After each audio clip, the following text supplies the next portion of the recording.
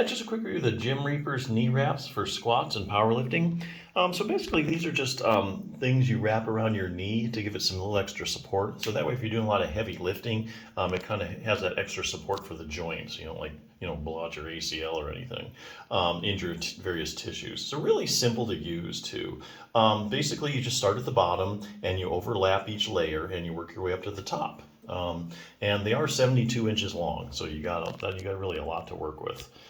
So yeah, if you're looking for some extra support while you're lifting a lot of weight, or if you have knee pain, and you just want some support too, because support, kind of supports the joint, the soft tissues, and then, kind of gives your knee a chance to rest, recover, and it doesn't get so stressed as you do things. You can use them for that purpose as well.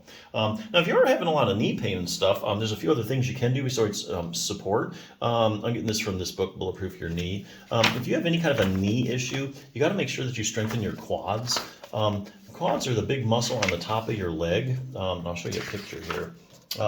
Big muscle are made up of 4 different muscles. Collectively, they call them the quads or quadriceps muscle. And there's your kneecap for reference. Basically, what they're finding is that when you have research to go out to people with various knee problems like knee swelling or anterior cruciate ligament problems, and they test all the muscles around their knee, what they find is for some reason it's just the quadriceps muscle that just isn't as strong as it should be. They find a lot of strength deficits.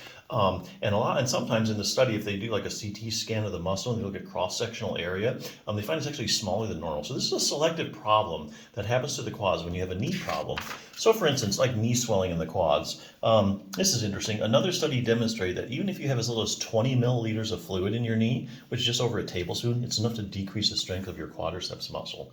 So you have extra fluid in there, but you have acute or chronic swelling, kind of take its toll on your quads. Any kind of knee injuries in the quadriceps, where you've broken like your tibia, or if they've opened up your joint before, research tests those muscles, find selectively your quads just aren't as strong as they should be. And then we got the ligaments, ligament problems in the quadriceps. For instance, one study looked at people who had completely ruptured their ACL, which is the anterior cruciate ligament. You've heard of football players commonly tearing their ACL. Researchers found the strength of their quadriceps muscle in the injured leg was decreased by 25 to 30%. So here again, if you're doing like squats, or you're doing the leg press or the leg extension, and you're doing both legs at the same time, you really need to be doing like the leg extension at one leg at a time, to make sure that you don't have these kind of strength deficits in one leg and not the other, because one leg can compensate for the other. So while those exercises do get your muscles, your quads strong for sure, one leg can, the stronger leg can take over for the weaker leg. So that's why it's good to do at least like the leg extension, one leg at a time. Posterior cruciate ligament, they find the same thing. Medial collateral ligament. This is an interesting one. Oh, well, here's knee pain in the quadriceps. People that have like chronic knee pain, they find, just their quads really not as strong as they should be. Here's a good one, knee arthritis in the quadriceps. So if you Google like knee arthritis and quadriceps, it's pretty much, it's very consistent in the literature that if you have knee arthritis, you probably have some kind of quad deficits. And likewise, there are randomized controlled trials out there showing that if you take a group of people with knee arthritis and you strengthen just their quadriceps muscle, that their knee pain starts to go away. And even more interestingly, they find that the people with knee arthritis that have the stronger quads have the least progression of their knee arthritis. So it really kind of interrupts that whole pathological process, keeping your knee arthritis from getting worse. Patellofemoral pain syndrome. I mean, the list goes on and on. So any kind of knee trouble, make sure you have strong quads. Fine-tune control over your knee. Here they're talking about the hip muscles. Sometimes you have knee problems, your knee hurts, but there's really nothing at all wrong with your knee. The problem is actually up at the hip that's causing the knee pain. Classic case is iliotibial band syndrome. Take a group of people with iliotibial band syndrome and you muscle test all the muscles around the hip. You find they have unusually weak hip abductors. The hip abductors keep your pelvis level as you're taking a step. Also brings your leg out to the side.